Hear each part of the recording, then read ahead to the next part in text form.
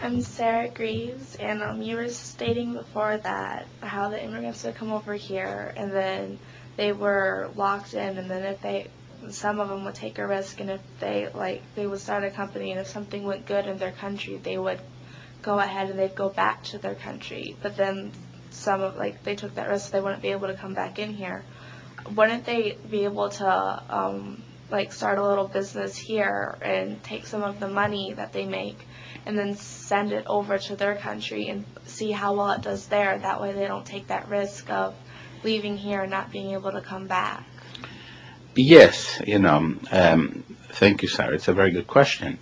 Yes, we send, immigrants now send about 150, maybe 160 billion dollars a year to their home countries through the way that you're talking about. We call this financial remittances. It's a big number. It's almost 3 times as much money that we give in aid in this world. It's almost as much money as we do in foreign direct investment for most places. In Mexico, there are arguments, but they probably get about $15 billion in remittances each year. That's the second largest source of money after oil. And tourism, oil, and that becomes sort of like almost equal. That's enormously significant. So lots of people do that. And you really touched on something else, that immigrants tend to be a bit more entrepreneurial than natives. In most instances like that, to go back to Adam Smith, they get the basic economics. If they're successful with a stand here, maybe they'll get a cousin or hire a newer immigrant to open up a stand on K and 18th, right? Through that process, they can build a little bit of wealth by, in a sense, exploiting themselves and their family.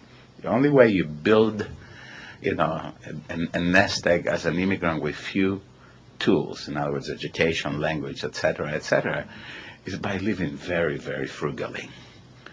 And we keep forgetting that immigrants and immigrant parents want for their children exactly what your parents want for their children, for you.